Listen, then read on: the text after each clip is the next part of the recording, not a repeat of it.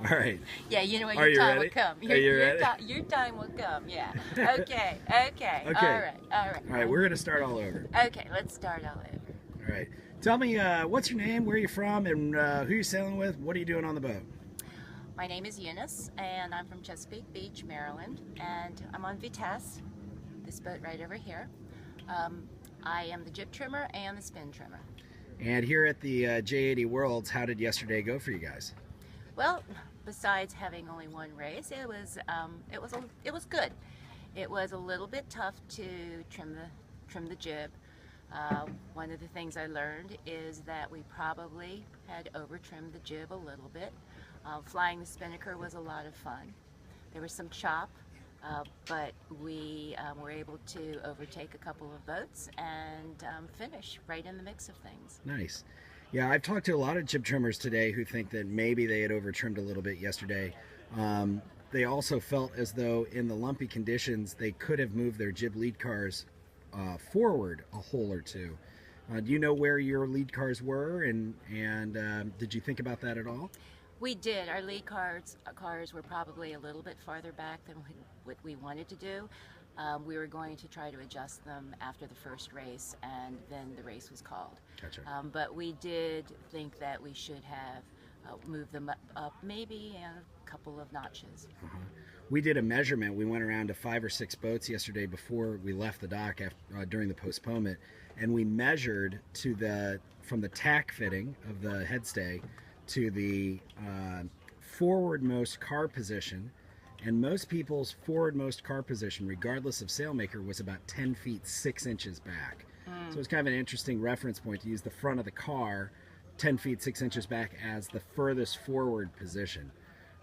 Something that might be useful to think about, as just a reference point from the other boats. So as the jib trimmer, what are you looking at when you're trimming the jib? What are your feedback indicators of having the jib properly trimmed? Well, I'm looking at mainly the lower telltales and the outside telltales to see whether they're all flying back. A lot of it is the feel of the boat and the speed of the wind, the strength of the wind. So it's one of the things about racing is there's never any constant. There's no general rule, and you have to go with the feel. Same thing with the spin trim. That's very cool. Going with the feel.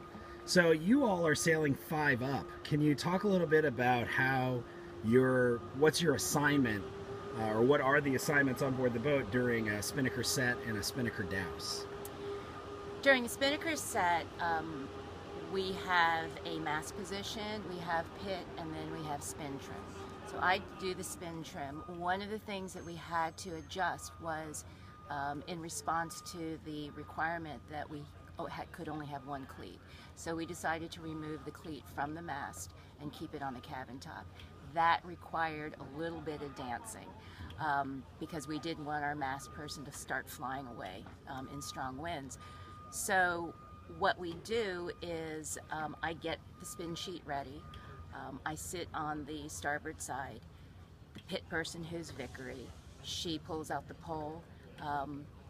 Not before the head of the Spinnaker goes up, though. We do a slow hoist. She's pulling out the pole, and then while she's tailing the halyard, I grab the tack line, pull it in. Tack is made, then grab the spin sheet, and then trim the Spinnaker, and then they clean up, roll in the jib, and that's how we've been working it out. Got it. Sounds like a lot of coordination. It does.